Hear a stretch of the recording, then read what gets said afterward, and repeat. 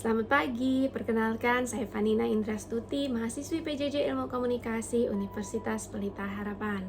Pada kesempatan kali ini, saya dengan kelompok I, kelompok saya, akan mempresentasikan perusahaan yang kami dirikan sebagai tugas ujian akhir semester mata kuliah dasar-dasar manajemen.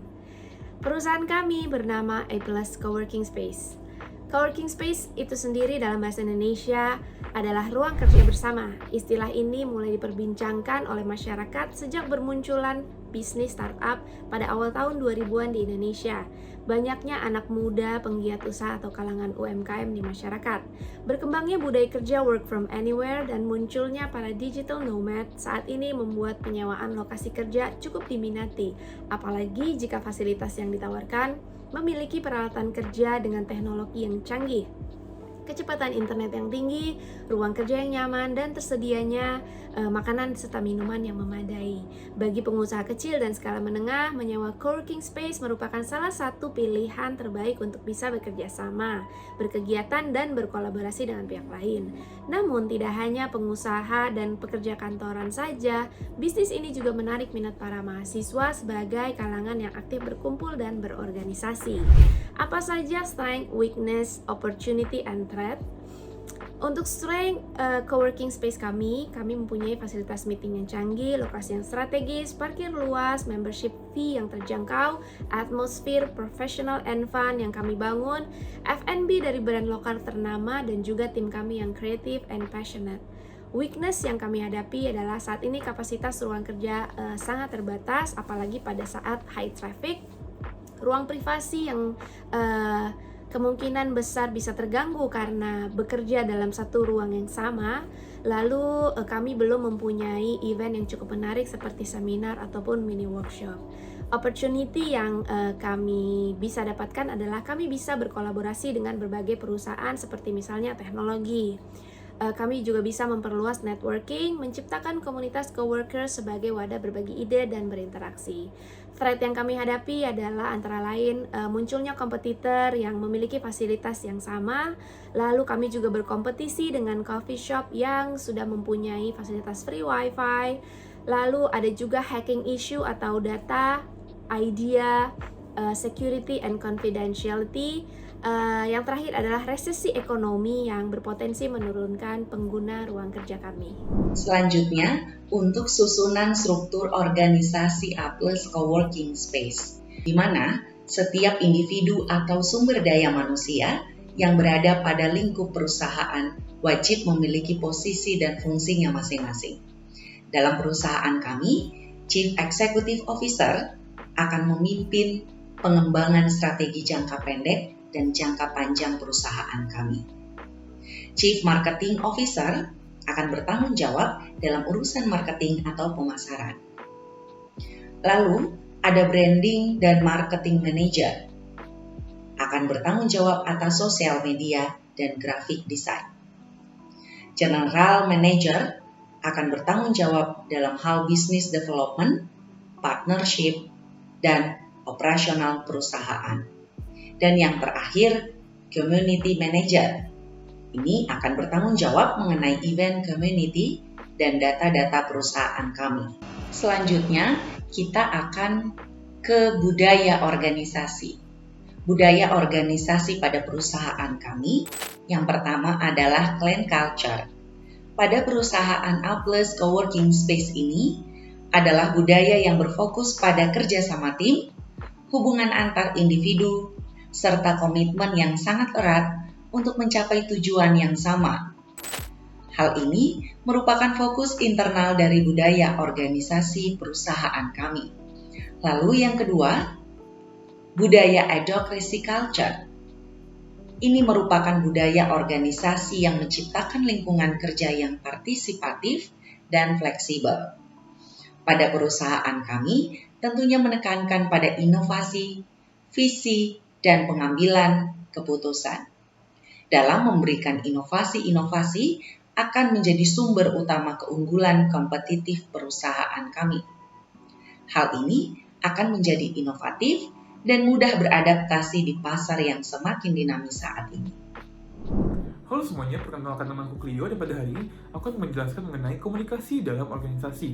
Sebelum saya mulai, kenapa sih komunikasi itu penting? Komunikasi itu penting karena secara general, dengan komunikasi yang baik, kita dapat menyampaikan pesan yang kita inginkan kepada orang lain dengan baik dan akhirnya orang mengerti pesan yang kita ingin sampaikan. Secara konteks organisasi, dengan adanya komunikasi yang baik, maka flow dari POLC atau Planning, Leading, Organizing, dan Controlling juga dapat tersalurkan dengan baik. Berikutnya adalah tujuannya. Terdapat beberapa tujuan yang Anda bisa lihat di layar di samping. Sebenarnya tujuan utamanya adalah agar setiap anggota atau setiap orang dari organisasi tersebut dapat melakukan komunikasi yang efektif, membangun performa, dan akhirnya orang juga terbiasa dengan berkomunikasi antara satu dengan lainnya.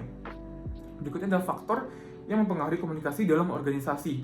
Faktor tersebut dapat dilihat dari culture diversity, dari misunderstanding of message, emotional difference, educational difference, positional difference, personal and relationship. Yang pertama adalah cultural. Cultural karena kita tahu bahwa setiap orang datang dari kultur yang berbeda-beda. Artinya kita juga harus memahami bahwa setiap orang tidak memiliki kultur yang sama atau kultur komunikasi yang sama dengan kita. Kedua adalah misunderstanding of message. Artinya mungkin pesan kita sampaikan tidak tersalurkan atau disimak dengan baik oleh orang yang ikut kita.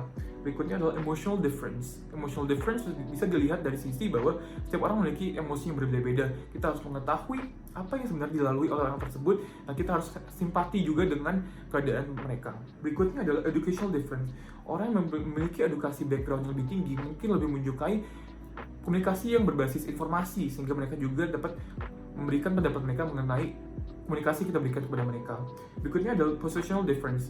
Ini mungkin yang paling mudah, ketika kita berbicara dengan bos kita akan mungkin lebih sopan, lebih ramah. Tapi ketika kita berbicara dengan subordinates kita akan lebih tegas, kita akan lebih dealing dengan mereka.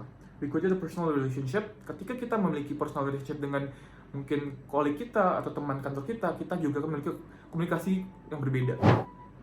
Berikutnya adalah cara mengimplementasikan komunikasi yang baik dalam organisasi. Yang pertama adalah menciptakan budaya komunikasi. Kita menciptakan bahwa berkomunikasi di dalam organisasi itu bagus dan itu baik.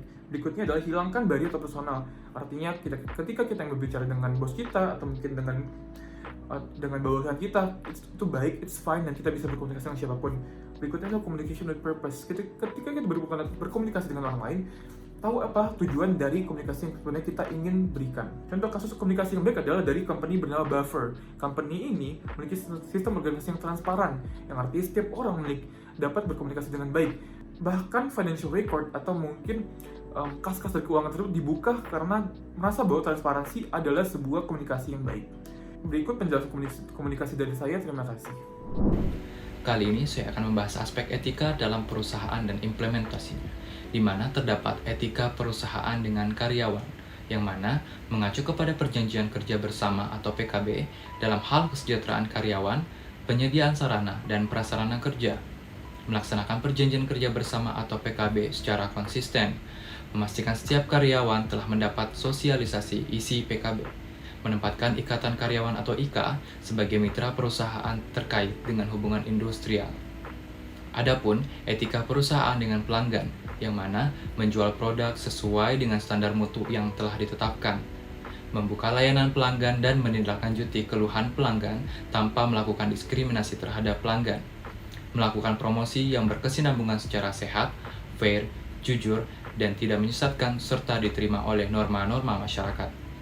Etika perusahaan dengan mitra kerja, membuat perjanjian kerja yang berimbang dan saling menguntungkan dengan mitra kerja dan tidak melanggar aturan prosedur, mengutamakan pencapaian hasil optimal sesuai dengan standar yang berlaku dan terbaik, membangun komunikasi secara intensif dengan mitra kerja untuk mencari solusi yang terbaik dalam rangka peningkatan kerja.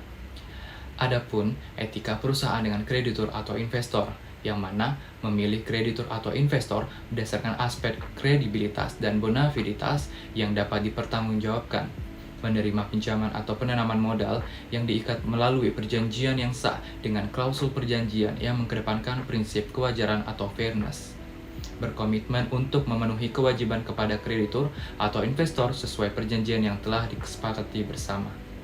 Adapun etika perusahaan dengan pemasok, yang mana menetapkan penyedia barang dan jasa berdasarkan kepada kemampuan dan prestasi, melaksanakan pembayaran kepada penyedia barang dan jasa dengan tepat waktu dan tepat jumlah, menjatuhkan sanksi yang tegas terhadap penyedia barang dan jasa yang melakukan pelanggaran. Adapun yang terakhir, etika perusahaan dengan pesaing, melakukan market research dan market intelligence untuk mengetahui posisi pesaing, melakukan persaingan yang sehat dengan mengedepankan keunggulan produk dan layanan yang bermutu.